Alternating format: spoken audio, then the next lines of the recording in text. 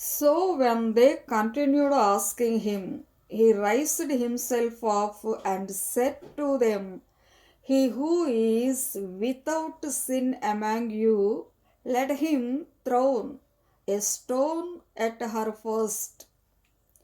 వారాయనను పట్టు వదలక అడుగుచుండగా ఆయన తల ఎత్తి చూచి, మీలో పాపము లేనివాడు మొట్టమొదట ఆమె మీద రాయి వేయవచ్చునని వారితో చెప్పెను.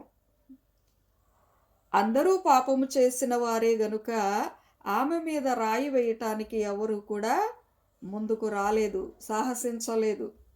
అందుకనే ప్రభువు మీలో పాపము లేని వారు మొట్టమొదట రాయి వేయండి అని చెప్పారు. ఎందుకంటే అందరూ పాపము చేసిన వారే. ఎలాగంటే మరి పరిశుద్ధ వాక్యము సెలవిచ్చుచున్నది కదా, నీతిమంతుడు ఒక్కడు కూడాను లేడు.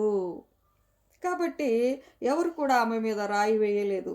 లోకము ఇలానే చూస్తుంది. కానీ దేవుని ప్రేమ ఏంటంటే, అమ్మా నిన్నెవరైనా శిక్షించారా అని ఆమెను ప్రభువు అడిగి ఉన్నారు. ఆమె లేదు ప్రభువా అని చెప్పి ఉన్నది. అందుకు యేసయ్య, నేను కూడా నిన్ను శిక్షించను, ఇక నువ్వు పాపము చేయకుండా జీవించమని ఆమెను ఓదార్చి సమాధానపరిచి పంపించి ఉన్నారు.